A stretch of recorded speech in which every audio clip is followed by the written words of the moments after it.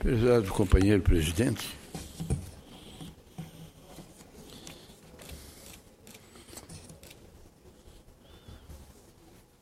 geralmente encontro Vossa Excelência na presidência, porque Vossa Excelência está sempre na sua casa de segunda a sexta-feira, das 2 horas, e quando eu saio, pode ser às 7, às 8, às 9, Vossa Excelência ainda está aqui. Eu peço desculpa, mas foi um mês, uma semana muito corrida. Eu não posso deixar de fazer alguns pronunciamentos que eu considero importantes e que transcorreram nesses dias e amigos meus têm me cobrado o meu silêncio, porque não compareci aqui.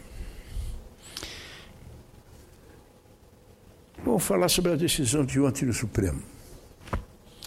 Olha, senhor presidente, nós, a rigor, podíamos dormir sem esta. O Supremo vem dando umas ganhadas em nós, duras. Não é confronto. Eu discordo daqueles que acham que há uma diferença, uma diferenciação, uma corrida para quem é melhor ou para quem decide entre Supremo e Congresso Nacional. A Constituição é muito clara. Os poderes são iguais, independentes e harmoniosamente se. Mas o que tem acontecido? A gente se imaginava. Eu já falei várias vezes nessa casa. A Constituinte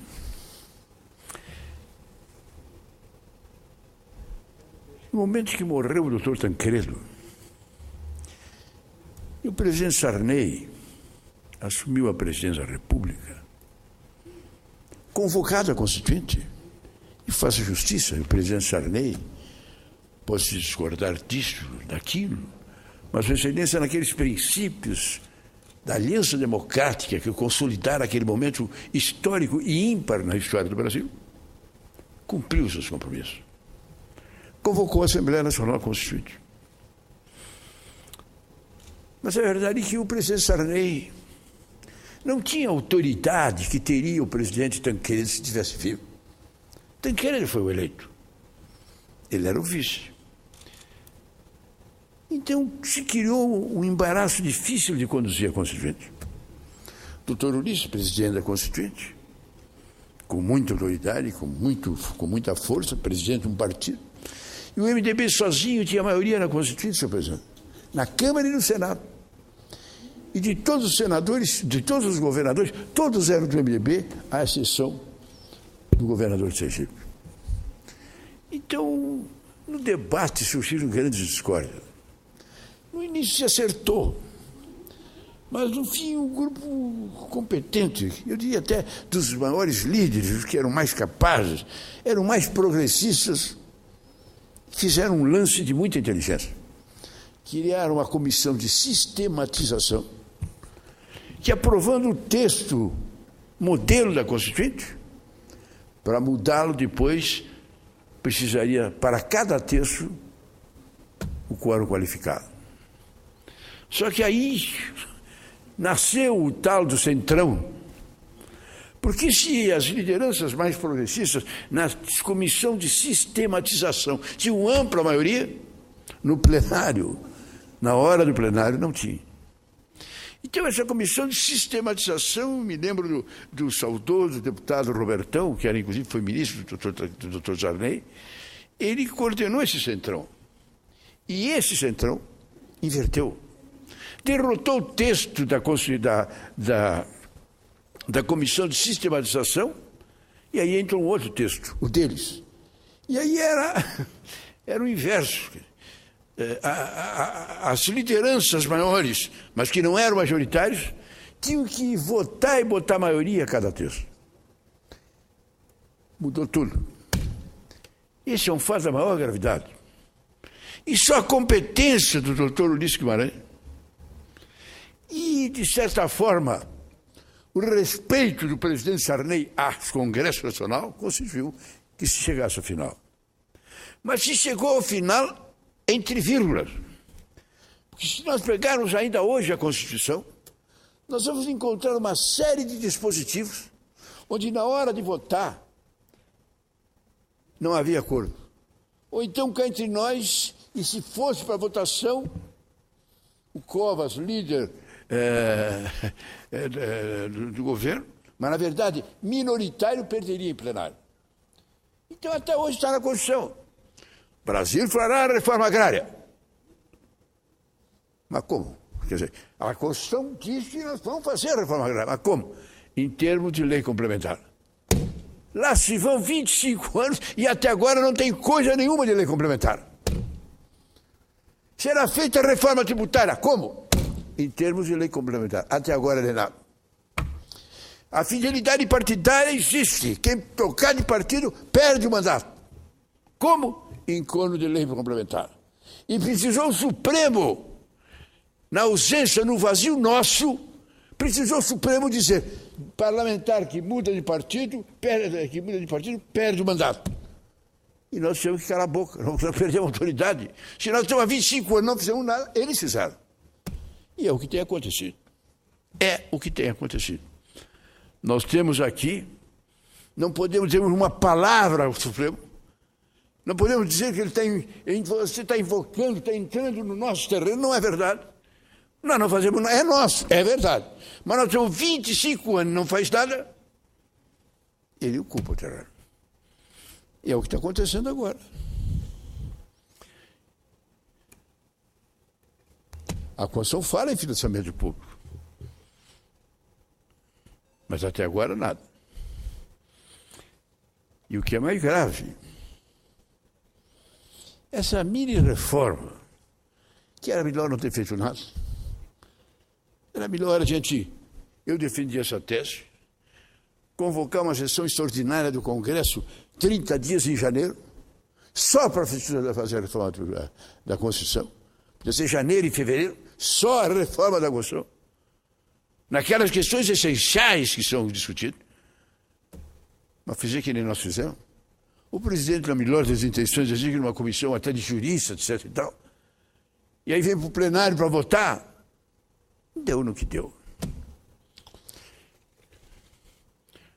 O governo, a maioria votou que as empresas públicas, que as empresas podem doar dinheiro para a campanha política.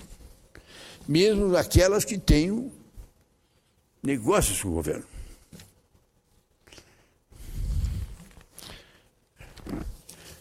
Se nós formos olhar o que isso significa, nós vamos verificar que a grande e triste verdade é que as empresas que doam ao governo são exatamente as empresas que doam aos partidos políticos são exatamente as empresas que têm grandes interesses com os partidos políticos. São as grandes empresas que fazem as negociações.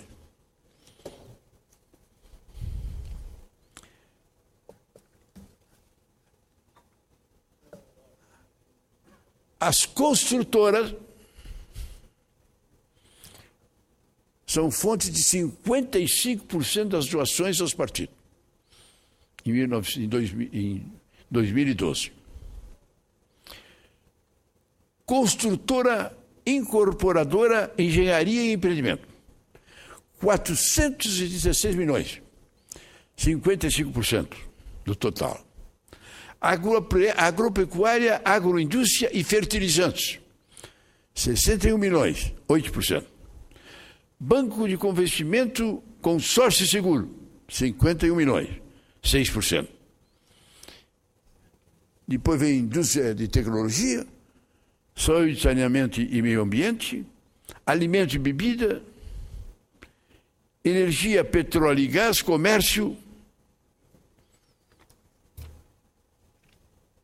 Quem está dando dinheiro para a campanha política é aquela empresa que negocia com o governo.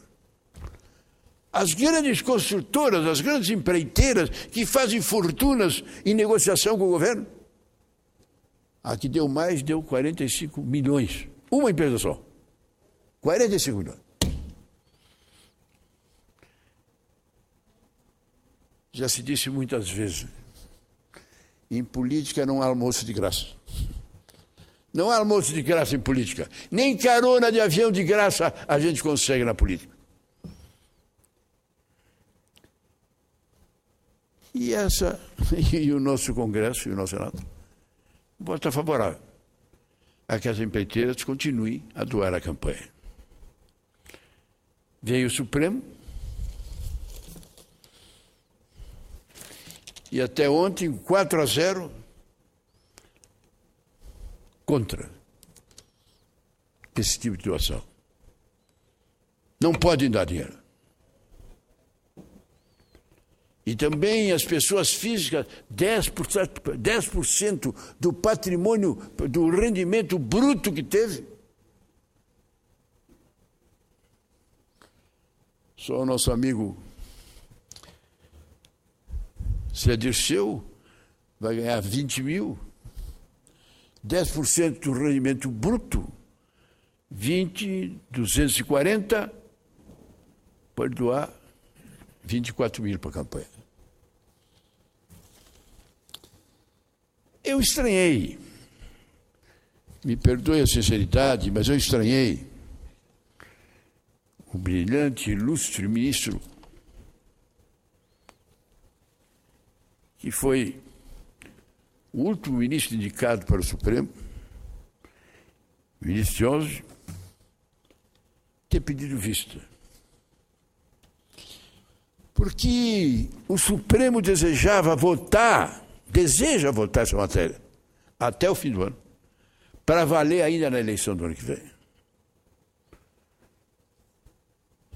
Essa é uma matéria tão interessante que praticamente todos os ministros já deram o voto. Todos os ministros abertamente já votaram. Afora os 4 que votaram oficialmente, os outros já disseram como vão votar. E ele disse que vai ter que estudar.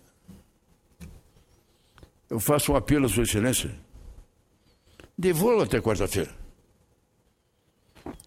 Porque senão, Sua Excelência vai ficar o responsável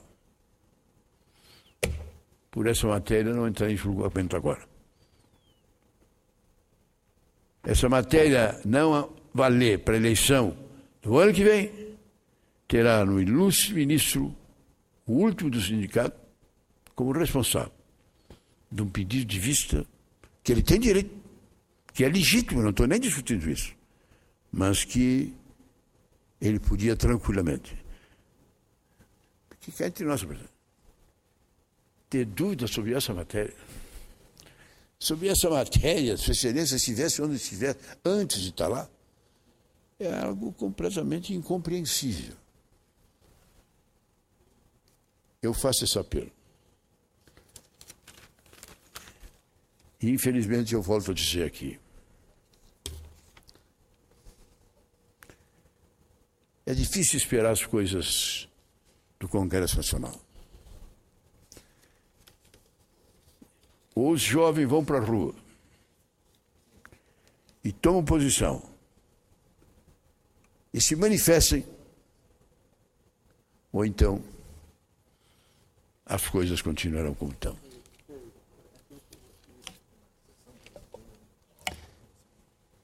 Senhor presidente, se não me engano, com a primeira assinatura do senador Requião, está correndo uma CPI sobre o cinema, sobre a questão de transporte.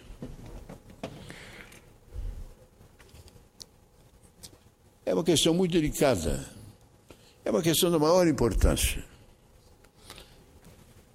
Eu, quando me deram, pediram para assinar, eu estava do lado do senador Paim, ele e eu assinamos com a maior naturalidade. E o número de assinaturas foi bem superior. Saudação ao companheiro que vem. Após o senhor, inclusive, vim agora de uma solenidade, como o senhor sabe, de um belíssimo encontro que tive, e tomo a liberdade, e vou tentar falar desse mesmo assunto, que apresentei um projeto de lei, estava ouvindo no rádio, proibindo a doação de pessoa jurídica. E, lamentavelmente, inclusive eu, o senador Suplicy, que me ajudou, mas o projeto é de minha autoria, porque eu gostaria que as eleições ficassem mais iguais. Vamos para a pessoa física, mas com empresas doando, nós vamos ficar aqui despachante, em muitos casos, despachante de luxo, o que é péssimo para o Senado, para a política. Mas desculpe interrompê-lo, senador. Mas vou falar também do encontro que tive e dei o recado que um grande político do Brasil, devoto, vai procurá-lo para entregar um livro pessoalmente. Eu digo sinceramente, eu vi você com a mesma simpatia, mas parece que você está mais iluminado dessa sua volta de Roma.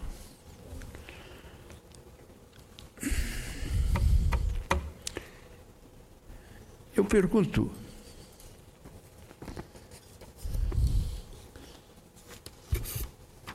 nesta CPI, serena e tranquila, ontem à noite, parece que terminou à meia-noite o prazo, se entrou com a CPI, e meu querido senador, foi impressionante a corrida para a retirada da assinatura. Me lembra essa CPI, aquela que originou o Mensalão. Quando primeiro eu fui lá no Palácio, insisti para que o presidente... Insisti não, porque eu tinha certeza que não tinha problema. Aparecendo a figura na televisão do cidadão, recebendo dinheiro, os dólares, e discutindo o percentual. O Lula devia ter demitido ele ali. Naquele momento devia ser demitido.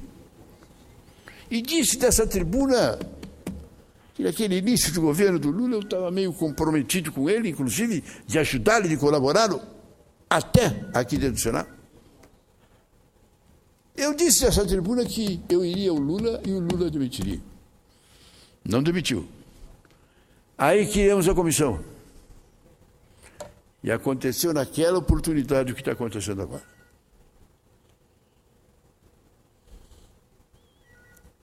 Primeiro se lutou para evitar que as assinaturas saíssem. Mas saíram as assinaturas. Aí os líderes não indicaram os nomes. Tivemos que entrar no Supremo e o Supremo mandou criar, um ano depois. Aí não era mais a figura assim, aí já era o Mensalão. Pois ontem está acontecendo isso. Os líderes à procura dos parlamentares, uma ilustre parlamentar chorando, dizendo eu tenho que retirar. E dando a entender que ela era forçada pela posição dela a retirar. Alguns não aceitaram, mantiveram as assinaturas, mas outros retiraram. Oh, meu velho e querido PT, claro que Vossa Excelência está no governo, mas fazer um trabalho, forçar, exigir que pessoas por essa ou por aquela razão retirassem a assinatura já feita na CPI, impedir pessoas que queriam assinar ontem, mas foram impedidas.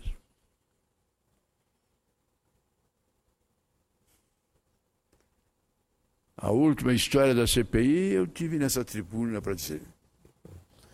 A CPI do Cachoeira foi um escândalo. Foi criada. Foi composta. Mas fizeram um acordo de lideranças e foi o caso mais imoral, mais indecente que eu conheço em trabalhos de averiguação ou de tentativas de averiguação aqui nesse Congresso.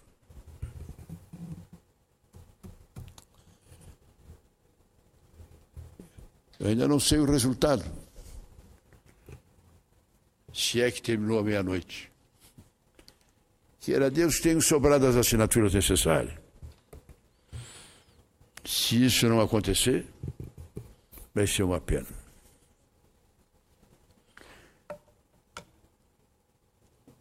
O PT, com 11 anos de governo, realiza um grande Congresso Nacional. 11 anos de governo. É o terceiro presidente, Lula, mais Lula, 84 anos, e a presidenta entrando no seu 4º ano. Grandes debates, grandes discussões internas, grandes manifestações. Eu respeito.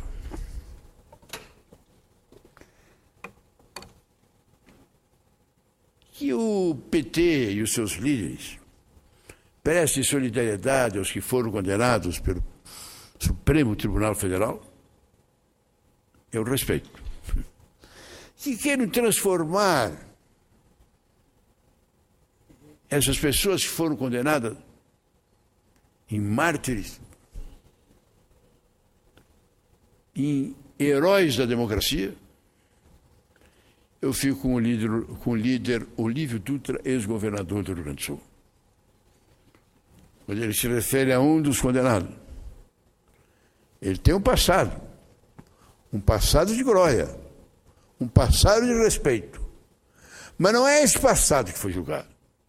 O que foi julgado é o ato praticado, que ele praticou e cometeu crime. E o Supremo Tribunal Federal condenou. E nós temos que respeitar a decisão do Supremo Tribunal Federal. Coragem na decisão de Olívio Dutra. Meu adversário no Rio Grande do Sul, mas no qual sempre reconheci a seriedade e a credibilidade. Não é bom, quer dizer, fazer um confronto entre PT e Supremo Tribunal. Até porque eu acho que uma das bandeiras que o Lula e a senhora como presidenta poderiam dizer é o seguinte: esse Supremo que decidiu tem 9 ministros, ou 8 indicados por Lula e pela senhora Dilma.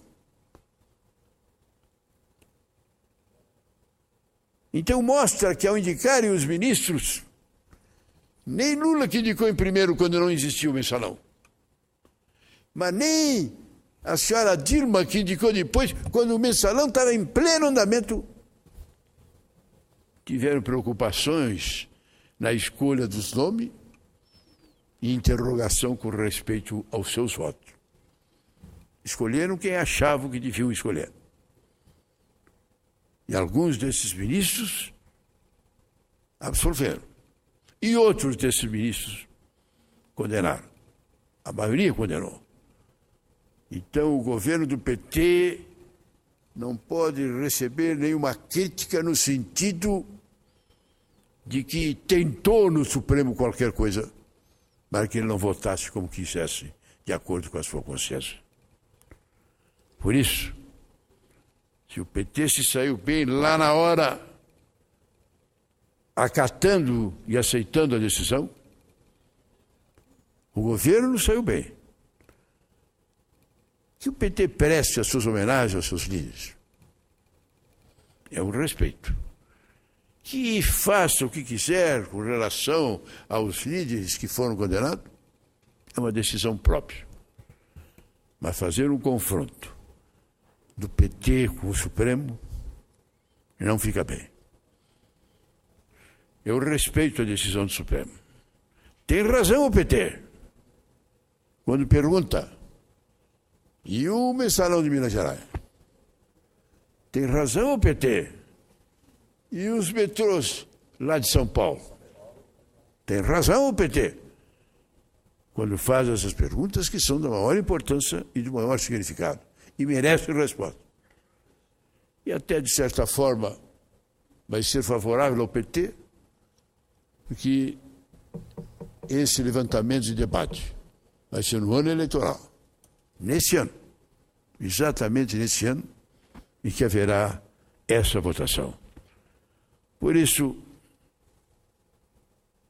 que o PT vá devagar, não queira criar um confronto com o Supremo, porque a grande verdade, entendo o PT, e entendo todos os partidos. Essa decisão do Supremo, eu diria que teve quase a unanimidade da sociedade brasileira. Eu diria que essa decisão do Supremo foi o início de uma redenção do Supremo, onde pela primeira vez a gente pode dizer: eu tenho orgulho do Supremo. E eu encerro, senhor presidente, trazendo, não tive outra chance, mas agora, o meu abraço e a minha mágoa pela morte do querido Mandela. Acho que o grande líder da África do Sul realmente foi uma das figuras mais extraordinárias ao longo de toda a história. Um grande líder, um grande líder. Lutou pela liberdade, lutou pela liberdade. Lutou a um dos mais dolorosos regimes de intolerância que o mundo já viu, e 27 anos de cadeia.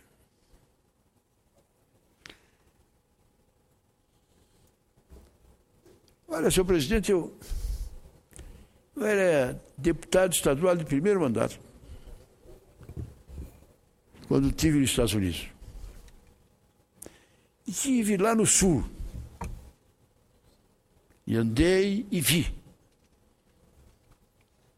ônibus de branco e ônibus de negro, colégio de branco, colégio de negro, escola de branco e escola de negro. Lá nos Estados Unidos essas coisas aconteceram. Eu fiquei boquiaberto porque não me passava pela cabeça, embora eu soubesse que essas coisas existiam. Vendo ali no local, vendo ali, naquela rua branco e naquela rua negro, Estados Unidos, entre aspas, campeão mundial da democracia. Eu também vi, lá na África, aquelas coisas. Realmente era bem mais cruel. Porque ali era uma ditadura. Era a Inglaterra, com o que tinha sobrado do seu império, que praticamente tinha metade do mundo, estava ali, na África. Uma minoria de menos de 10%, esmagando uma maioria de 90%. E Mandela foi o grande líder. Foi o grande nome.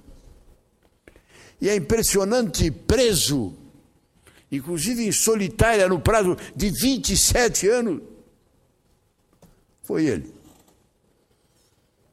que, na África do Sul e pelo mundo afora, conduziu a grande luta que fez a grande transformação naquele país.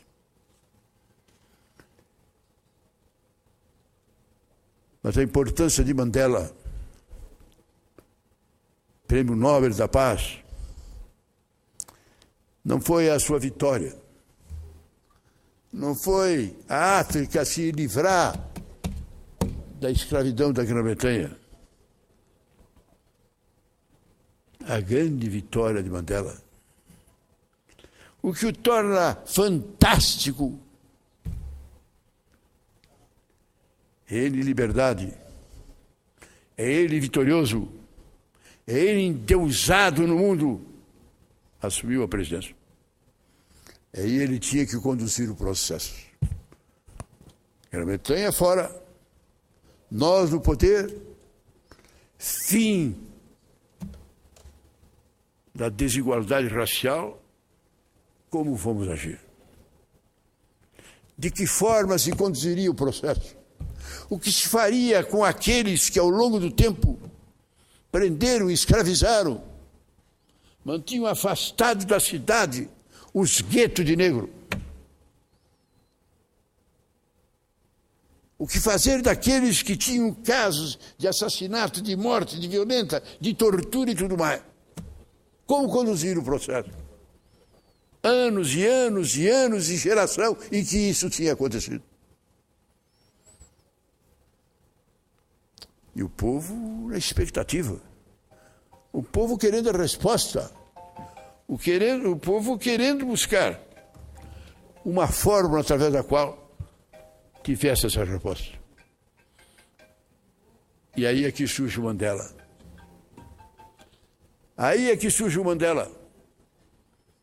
Quando se esperava a nomeação de comissões de julgamento para julgar, analisar, decidir e matar, prender, declaração de pena de morte ou de perpétua punição, o que o Mandela faz? Vamos apurar tudo. Vamos apurar tudo. Vamos verificar cada uma das pessoas qual é a responsabilidade e o que fez. E apuraram. E fizeram o dossiê de cada um dos criminosos.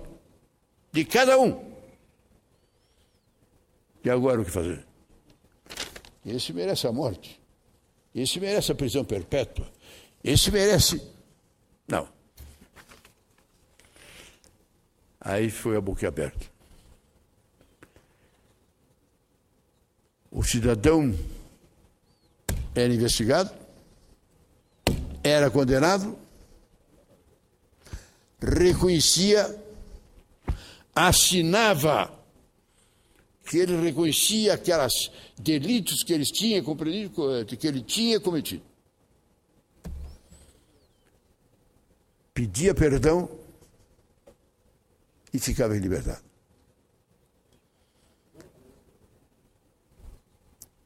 As pessoas, as entidades discutiam com Mandela, mas o que é isso?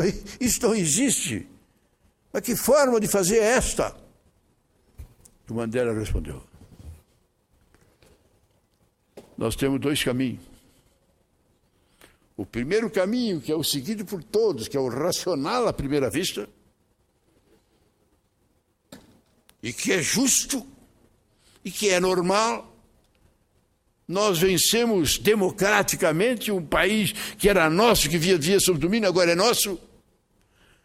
Dezenas de anos de escravidão, de violência.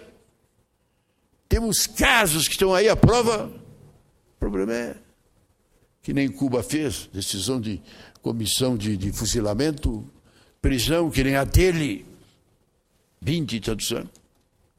Mas se nós fizermos isso,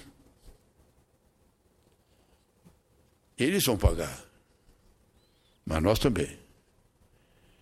Não dá para te dizer que nós vamos fazer isso na imparcialidade.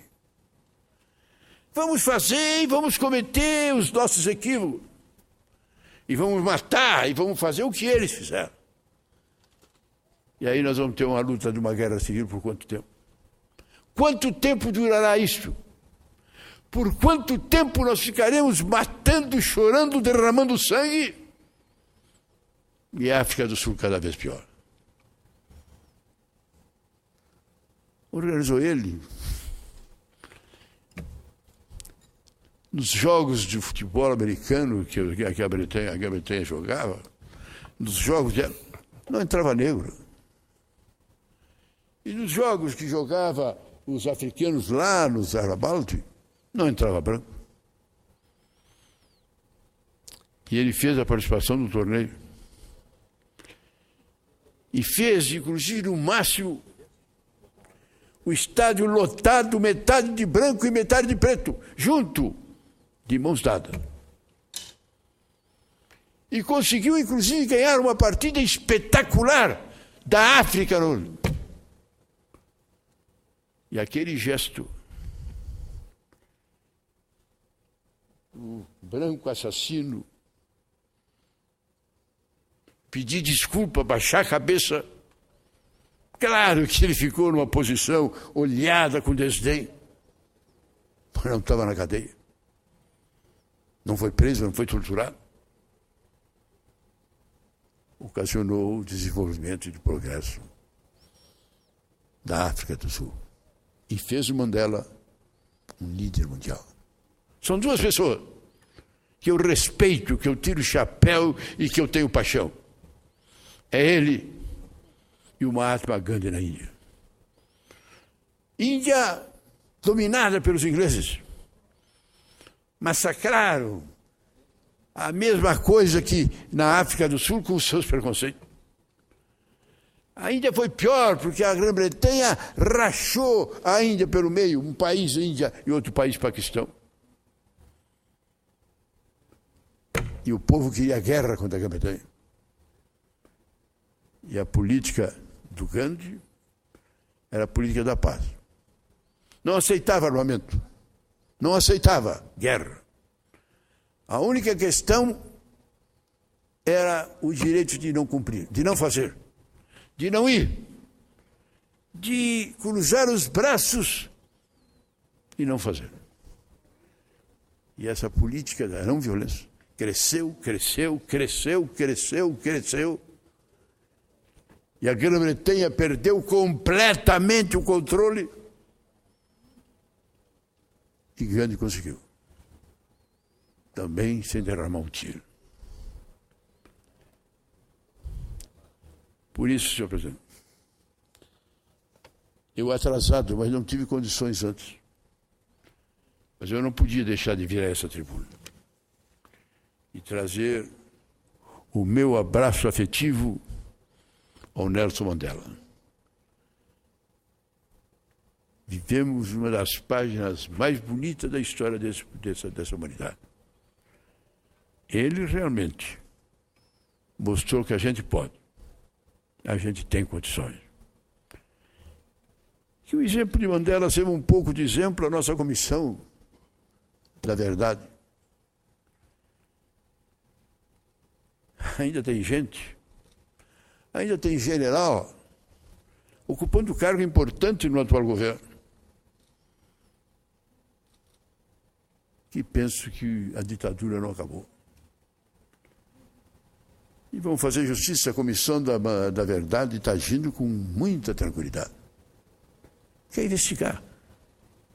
Que é o direito de procurar os ossos do filho para que a mãe possa enterrar.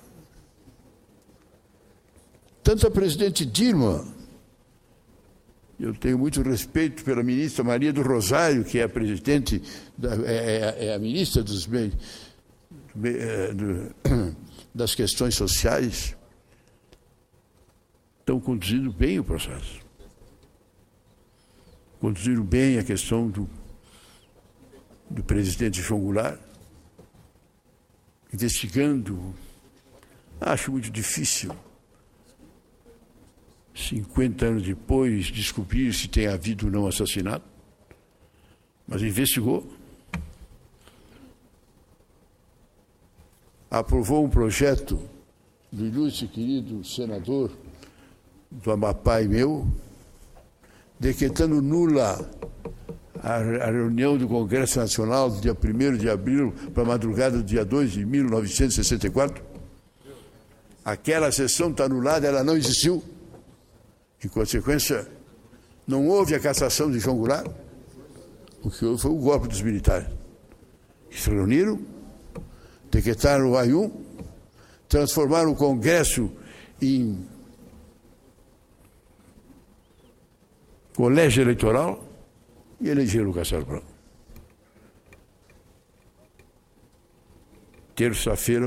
quarta-feira votaremos, promulgaremos essa ação. Acho um momento importante esse. Acho que alguns, poucos, que ainda não encontraram razão para ver que eles estão cumprindo, estão governando, estão dirigindo cargos da maior importância e que, consequentemente, ele está de acordo com o pensamento nacional. Que a Comissão da Verdade continue. Que a ministra Maria do Rosário seja firme. E meus cumprimentos à Presidente da República, porque desde o início ela agiu com a maior dignidade. E meus cumprimentos ao Presidente do Senado, o senador Renan, que foi firme na convocação da reunião, firme no debate, firme em não aceitar algumas tentativas de impedir, e firme e com alegria. Dizem que a unanimidade é burra. Não foi por unanimidade, faltou um voto. Mas o voto que votou contra nós é um deputado militar lá do Rio de Janeiro, que se ele tivesse votado com nós, até nós íamos ter que explicar. Fez bem em ficar com a consciência dele, que é bem diferente da nossa. Muito obrigado, senhor presidente. Veja ali, aquele rapazinho ali é meu filho. Entrou na faculdade de Direito. Está com a namorada, que também é estudante de Direito. E eu vejo com muita alegria meu filho. Veja essa coincidência de tu e a Luísa chegar aqui. No momento que eu estou falando essas coisas de muito significado. Está tirando direito, ela também. E com que emoção a gente vê essa geração que vem aí. Ele já estudou. Quando ele estudou a história, e ela, quando estudou a história, estudou. E no dia 1º de abril, o João Goulart fugiu, estava no exterior, em lugar incerto e não sabido, e por isso foi caçado. Os filhos de vocês vão ver a verdadeira história. Não houve o 1º de abril. Na verdade, o que houve foi a ditadura, o golpe militar que os militares deram com o colégio eleitoral. Eu vejo essa geração com muita emoção e com muito respeito. Eu vejo tanto meu filho como a Luísa vendo as ligações das redes sociais e vejo como é impressionante como elas andam, como elas voam. E tenho a impressão, meu querido amigo, eu tenho a impressão que elas vão crescer. Eu tenho a impressão que, assim como lá nos Estados Unidos, onde o Obama só se elegeu por causa da mocidade dessa coisa, o Obama recusou. Os nossos amigos aqui, os nossos líderes de bancada que querem dinheiro das empreiteiras, o Obama recusou, lá você pode ou receber dinheiro público, o Obama recusou qualquer verba para a sua campanha, a não ser nas redes sociais, que tem o máximo, se não me engano, era $10, não sei quanto. E pegou uma montanha de dinheiro. Eu vejo meu amigo Pedrinho, meu filho, por vocês, gente, eu ainda estava aqui estudando aqui. Quando vieram aqui na frente, é que conseguiram aprovar a lei da ficha limpa. O dia anterior que vocês estiveram aqui, nesse Senado, falaram umas 15 pessoas, todas contra o ficha limpa. Mas no dia seguinte, quando vocês estavam aqui na frente, eu fui um dos que vinha a essa tribuna e disse: olha, eu falo para ti, fulano, como meu amigo, hein? Eu te quero muito bem, mas hoje o teu nome vai ficar marcado por resto da vida. Outro vai ser marcado como quem votou para quem é vigarista caia fora, ou tu votou do lado deles. e Pedro, no dia anterior, 20 votaram contra. E no dia seguinte, depois da manifestação dos jovens, a unanimidade votou a favor. A unanimidade votou a favor. Isso é que eu falo, que eu não acredito no Congresso, não acredito menos ainda no Executivo e nem no Supremo. Eu acredito na mocidade, acredito no povo na rua. Isso aqui, eu com muita emoção, falando à nova geração. Eu estou minto, mas aqueles que não gostam muito de mim, eu estou deixando gente no meu lugar. Muito obrigado.